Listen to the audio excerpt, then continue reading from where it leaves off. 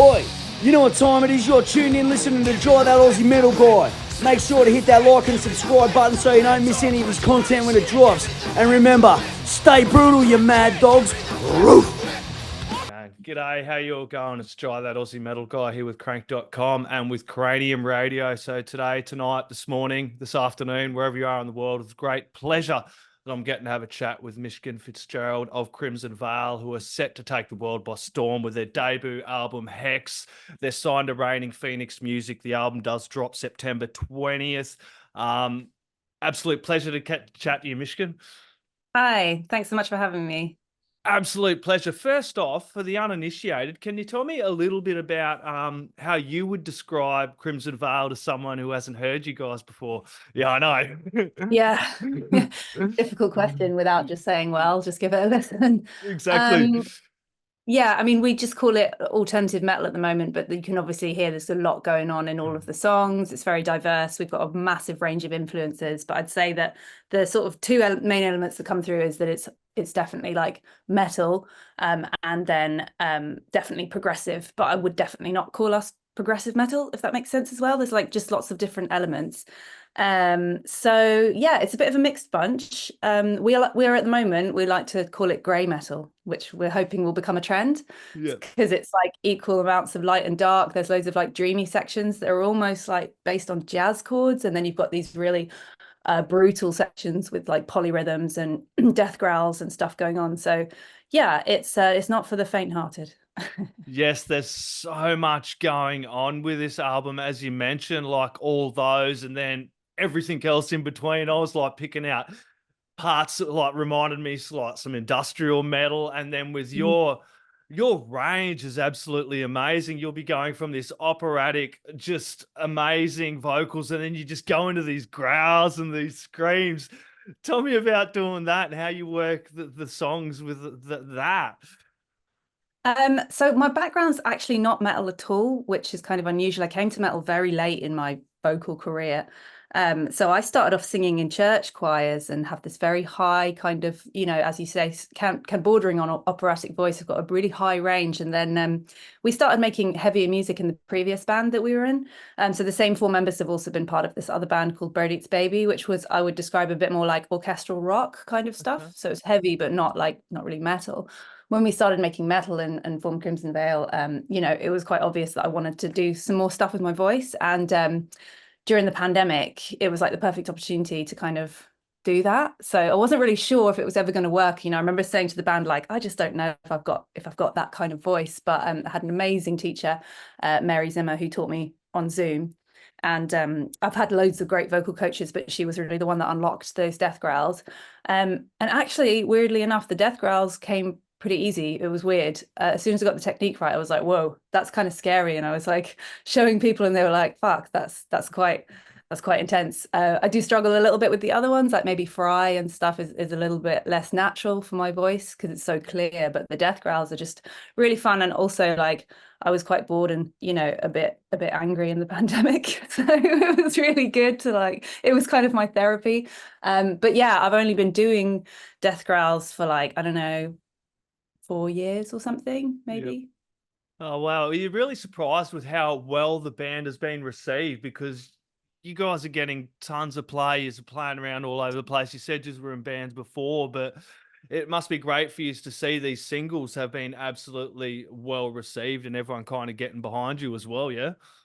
Yeah, it's been amazing. I mean, to go from like a little indie band with a small kind of cult following to going to this on our first record is like kind of unheard of. We've had loads of really amazing opportunities. The label have been really great, you know. Well, that's what I was going to say. Reigning Phoenix huge Music, you're signed with them. They have some amazing bands on there. You know what I mean? Like Deicide, Sonata, Arctica, the list goes on. Yeah. So it must be good to kind of be signed with a label like that. I know they're relatively new, but the roster they have is just amazing what they've collected. Yeah, when we looked at some of the bands on it, like namely for us, like Opeth and Meshuggah, because they're quite weird and don't really sound like anyone else as well. Yep. So when we, you know, heard that they were interested in us, we were like, well, this sounds like the perfect label for us, you know, because I think they just got that we were doing something different. And the guy who is kind of in charge of the label is like a massive Dream Theater fan. Yes. You know, and we had a meeting and all we did was just talk about like geeking out on music and time signatures. So we were like, okay, they're just as geeky as us, you know, talking about music theory. It was really sad. You know, so we knew that was the right label for us, really. And yeah, it's just such a brilliant opportunity to happen, like with your first record on a new project. As I said, it's kind of unheard of. So we're feeling like really, really lucky to be here. Exactly. And we're talking about the different influences you have as well in the band. How do you incorporate those elements of like the different elements we were talking about, the cinematic, the rock, the metal? How do you balance these influences as well in your songwriting process? It is quite a challenge. Like one song will take us an unusually long time. You know, it is crafted like a sculpture. It's very, very slow to take shape. Usually we have the structure of the song, you know, down first, and then it's just a case of adding layers and just making sure that we give space to it. I think with our previous band, we almost did too much. You know, the songs were like too intense and there was just too much going on over every kind of section. And yeah, with this band, we were like, okay, let's try and get this right. Let's kind of streamline it. Let's make it really like there's a lot going on, but not too much that you're just kind of overwhelmed by like too many parts. And I just feel like with this band, because we're all writing in the band, you know, every member writes, you know, songs. So it's when you get 4 people coming together like that and they're all used to writing, the writing process, it's quite easy to sort of come together and be like, okay, well, this section will have feature heavier drums and guitars and this section will be strings. And yeah, we're just quite good at listening to each other and just making sure that the song gets what it needs rather than like us all playing on stuff, if that makes sense. It does make sense, and I want to elaborate a little bit on that. So can you tell me a little bit about the other members of Crimson Veil and kind of how they kind of contribute to the unique sound that you have going on? Definitely. So Anna was pretty new to the band when we launched Crimson Veil. She's like the latest member, but it was the first time that we would work with a drummer who was like really into prog. Her dad's a prog guitarist, and she was able to do these really complex stuff that we didn't really have with previous drummers. So we were like, well, this is amazing. Like we can just go fully crazy now. So yeah, she really brings like the prog element. Gary's like the metalhead. He loves tech death and all the really like heavy extreme stuff, which is great. I love metal, but like I said, my background is like in the church, and my dad had this really eclectic record collection, so I just come from a whole mixed bunch of stuff. And then Hannah is classically trained on violin. She plays cello, she plays harp, she sings. She's just like this brilliant, and she loves classical music and pop. So like we've just got this really weird blend, but we all love metal. So when we come together for the song, you know, with this metal kind of thing in the middle, it just seems to work. Yeah, it definitely does. And speaking of the church, I want to quickly talk about that Illuminate track as well, because I did have that one marked, and the film clip was really nice. It kind of starts with the church setting you got going on there as well. Yeah. So we filmed that in I'm not going to be able to say this now. Unitarian. That's right. Sorry. Yep. I'm used to messing up words. I'm an Aussie. Yeah, okay, cool. Yeah, it was like the only church that we could perform like a ritual in that wouldn't have like offended, you know, Jesus or whatever. It's like, as I said, a Unitarian church, so they're kind of accepting of all faiths. So I was like, okay, well, if you're accepting of all faiths, you know, they must be accepting of like witchcraft and, you know, any other practice and Wicked, yeah. So yeah, they let us do it, and it was just perfect because it's got the church scenery, but it's not like, you know, a real church. So it was fantastic. But yeah, what you don't know about that video is that when we finished the video, we couldn't get the demonic sigil off the floor. So, like, they were like, we've got like a wedding tomorrow. So we were all there at like 10 p.m. at night with like white spirit trying to get stuff off the floor. Rubbing the absolute hell out of it. It was not good, but the guy was really cool. He like got involved and like we finally got it off, but it was just a paint marker, but it obviously just really like just seemed to cement on the floor. So that was quite funny, but I'm glad we did, you know, put the church back to normal. It might have brought some good luck to their wedding as well. Right? Okay. Tell us about I think it was Awake, the track by the ocean and the sea and that. Tell us about that track. That was a really nice track. I love the way you incorporate these different elements into the film clips, by the way, as well. Thanks. Yes, that one was written all on piano, like my main instrument's piano. So you can sort of hear that the synth parts are kind of reflecting of like piano arpeggios. So that one really came from me, and I wrote all of these yeah, just moving arpeggio parts, and then the track gets heavier and heavier, and then it's obviously got death growls and stuff, and then that really weird kind of ending where it feels like a whirlpool. The video was, yeah, it came out really good, but just gonna say was, it was 4 a.m. To get the beach empty, we had to get there at like 4, and I was just absolutely exhausted. I did my own makeup, and then I, got into like a backless dress, and then walked into the freezing cold English sea. And you're like, you're doing it and going, why am I doing this? But then when you see the footage, you're like, it was worth it. But I do look even more gutted than normal. So yeah. Yeah. And Shift has been described probably as one of the catchiest songs off of the album as well. Can you tell me a little bit more about the inspiration behind the lyrics and the musical composition as well? Yeah, so that one was again, I started it off on piano. I didn't really know where I wanted to go. I just had that kind of little riff that opens the song up. It's a pretty evil song, even for us it was like really evil. It's kind of a bit of a sort of a hex song, about revenge, which is always really fun, one of my favorite subject matters to write about. So yeah, it just had this really evil kind of vibe to it, and then we just incorporated some more Eastern scales. Like, I'm quite influenced, I've got a Jewish grandma who played accordion, and I really love klezmer music. So for me, putting in the these lovely scales was put into that song. There is actually an accordion in there underneath the cello solo. It's very subtle, but I played that part in there, so it was kind of this really weird sort of blend. And then Gary wanted to put this riff in 15/8 at the end, because we were like, how do we end this song? It's quite poppy. We don't want to just go around on the chorus like a normal kind of song and be like, oh, here we go again. So Gary was like, well, I've written this riff in 15/8. And I was like, hold my beer. And then, they just kind of did that right at the end, which I think is pretty cool, because you sort of go, okay, this is the most normal song. It's in 4/4. And then obviously it just goes really prog. So yeah, I guess that's that song, but it's really fun. It's the one where everyone just bangs their head to at the gig. It's good. Yeah, speaking of gigs, you've managed to play all over your home country, UK, US, and Mexico. Do you have any like memorable moments so far of all these shows you've been playing as Crimson Veil? Yeah, so most of those shows weren't as Crimson Veil, they were as our previous band, Yes. as I said. So we've only toured Europe and the UK with Crimson Veil this year. I've seen the shots on your Facebook of one of the recent ones you were at. Looked pretty good, eh? Yeah, it was amazing. I mean, we got to open for Lordi. It was kind of this last minute thing.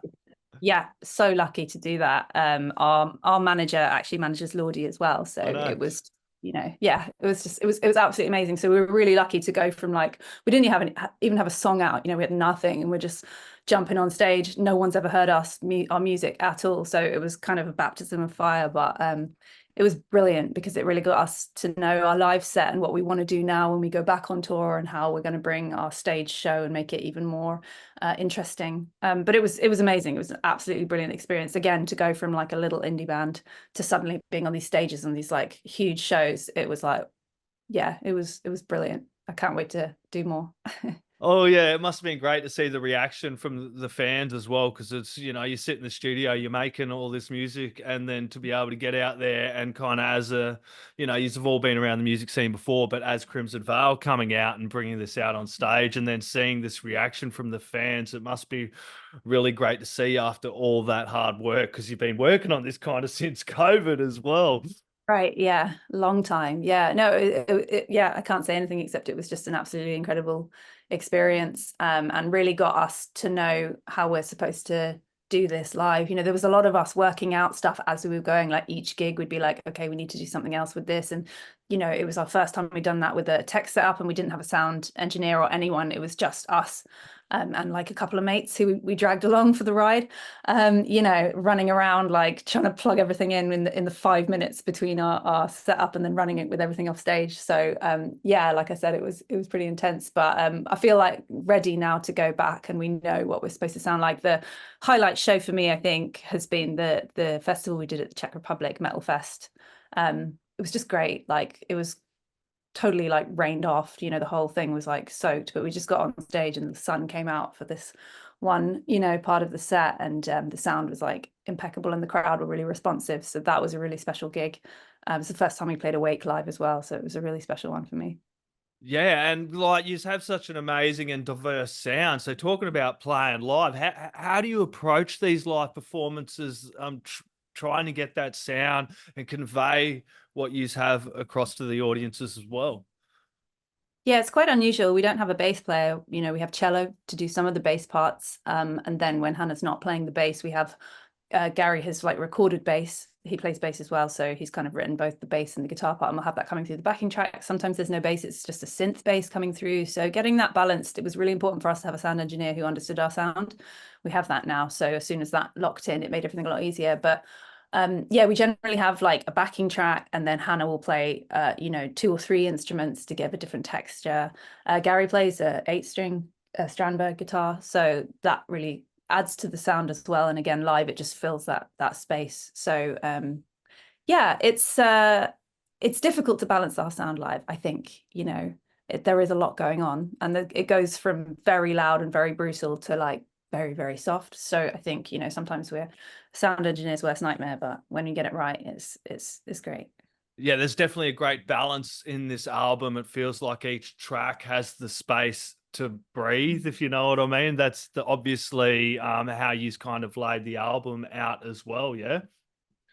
Yeah, I hope so. We wanted to write something that was like complex and introverted and weird, but also just enough to give some space and just let the song kind of do its thing, and make something fun that you can, you know, you can just nod your head to as well for most of it. You're not just constantly confused, you know.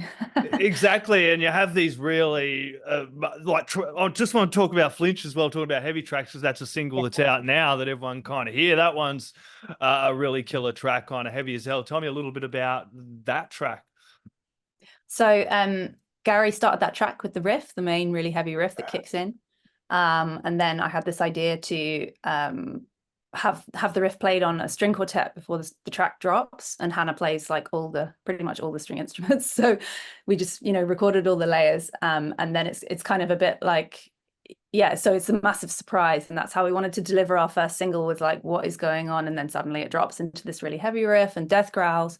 But then the middle section, I get really obsessed with chord progressions. I play a lot on piano, just trying to figure out like weird chords. I'm a massive fan of Igor, so I love their sort of weird songs that move all the time and genre changing. So I'd written this jazz part, and I just thought, do you know what, we should make a song that's the 2 elements of Crimson Veil, like the brutally heavy kind of stuff and the really beautiful ethereal thing, but this time, instead of blending them, we'll just do them like back to back, so it's like black white, you know. And that's kind of how that song came out. It was a bit of a weird one. We just pieced it together and just thought, yeah, that's pretty cool. And we wanted to lead with it as the first single because it is so surprising and so unusual, and has the 2 elements just displayed, but it's also a really fun track. It's not that difficult to like get into. So yeah, it's great. It's really fun to do it live, because it's usually, yeah, people are like, they don't really know what's going on.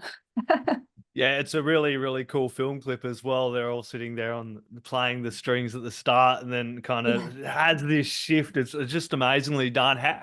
Tell us a little bit about your creative process, because I did mention before that each film clip has these different elements and themes to it. Tell me about the creative process when making these film clips, kind of how that works. So for Hex, we worked with our videographer and photographer, Scott Chalmers. He's really creative. And yeah, I've been working with him for years. So really, I'll just bring the idea to him, and he'll help me execute it and tell me what's possible and what's not, and how, you know, how we can make it. But generally, all of us, you know, again, as creators, we generally have ideas for music videos. But for me, the vision for the music video begins when I'm writing the song. I know what the picture of it looks like, as well as the audio, I suppose. So for Flinch, I just wanted to make something that was really beautiful and had loads of space. So I run a lot, and I run along the downs in Brighton in the countryside, and there's this nature reserve out there where there's like an abandoned farmhouse, and you can run around a circle and you can have a look at it. You know, so I ran past it and thought, well, this would be great for a music video. Rang the council, they were like, yeah, that's cool. But then, you know, didn't quite think how we were going to get a drum kit down there and a bunch of stuff. And it was a 2-mile hike in the blistering sun, the hottest day of the year. Yeah, the band were really not happy with me. Yeah, everybody got sunburnt or sunstroke or was ill or something. Yeah, and then we had to obviously hike it back 2 miles, but this time up the hill. Yeah, it was brutal. I feel like I've still got an injury in my arm from like carrying stuff, you know. So yeah, but it totally captured the song perfectly. And now when I look at it, I'm like, it was worth it. But I don't know if the band agree. No, it did come out really, really bloody well. And it's great to see everybody Yeah. kind of getting on there and supporting it through the YouTube there, and so many views on that as well. So what do you got planned for the release after? Have you got some live shows coming up you want to plug? What's happening from around the September 20th when you do release this album, Hex, through Raining Phoenix Music? Yeah. So at the moment we've just got a launch party booked, which we're about to announce. But for the rest of the tour thing, we don't have anything confirmed yet. We can't say whether we're going to be on tour soon or not. I think 2025 will be a big year for us, but essentially the label and our management are waiting for the album to come out to see how it's received, and then from there we'll be booking tours. We have got a few things that are like a maybe, but I just don't want to say anything if it's not. No, 100%. most definitely. Yeah, but the plan is to tour as much as possible. Like, we're all really, really keen to get back on the road. So it just depends on which tour we do. But yeah, I imagine there'll be a lot of shows, especially next year. So hopefully we'll make it out to some of the countries that we toured before. That'd be great. Exactly. There's the merch looks absolutely amazing. I've been over to Raining Phoenix Music, had a look. I've got it all through my emails there. It's absolutely, it must be great to finally see that coming out, and even some vinyl as well, and the CDs, because I'm glad that as metalheads we still go buy shirts and albums. Definitely. And we still do realize how important it is. You know, it's great to get all those streams up and views, but it's also does so much more for the scene to be able to buy the albums, buy shirts, buy the vinyl as well. And for albums like this, it really does lock you into that listening experience that sometimes people forget. I know, I'm sure you do the same. Sometimes I've got my record player sitting here, I'll put on my vinyl, put on the headphones, and you're kind of locked into it as well. And you kind of, you know, you get your first side, you flick it over, you listen to the next side. An album like Hex, like, I know the singles are so diverse, you can grab each one out, but the album is so unique. As I mentioned, each track has this moments where they can breathe in between. They bring so much diversity. It's really important for people, I feel, to listen to the whole thing in it to get the most out of it. And that's my opinion anyway. Yeah, definitely. I love listening to albums from start to finish. You know, I'm an album person. I absolutely love it. I love my playlists and stuff, but I really love it when a band has put together something that's supposed to be an experience of, like, I don't know, 45 minutes, an hour or something like that, especially when it comes to the progressive and the metal scene. It's just, you know, it really is like an art form. So yeah, it's great to have this album on vinyl, because I know that the vinyl people will, you know, get that full experience. And we worked pretty hard on the art on the sleeve as well. There's some really great unpublished photographs and art there that's brilliant, and the lyrics are all published, so it's pretty cool. But yeah, I'm with you on that. Like, my entire wardrobe is just metal shirts. Like, I don't really have anything else. I just wear black t-shirts with band names on it. It's like a badge of honor, you know. You turn up at your gig and your sound check and you look at what everyone else is wearing and you're like, we're so cool. I've got about 100 black t-shirts and probably 3 pairs of pants, so I really need to that as well. Exactly. Look, I'm going to let you get about the rest of your evening, Mishkin. This has been an absolute pleasure. Do you have any last words, shout outs, thank yous, or anything else you'd like to add in there, my friend? Just thanks for having me on the show, and thanks to everyone listening. And you know, enjoy listening to Hex. Do try and listen to it from start to finish if you can, as advised. And we'll look forward to seeing some of you on the road as soon as we tour. And yeah, thanks for being here. Absolute pleasure. Everybody go out, grab some Crimson Veil. The Hex album does drop September 20th through Raining Phoenix Music. You're going to want to put it in the stereos and crank it really bloody loud for the neighbours as well. Cheers, mate. Thanks so much for having me. Oi, you're tuned in to Jai That Aussie Metal Guy, so make sure to hit that like and subscribe button so you don't miss any of his sick content. And remember, stay brutal, you legend.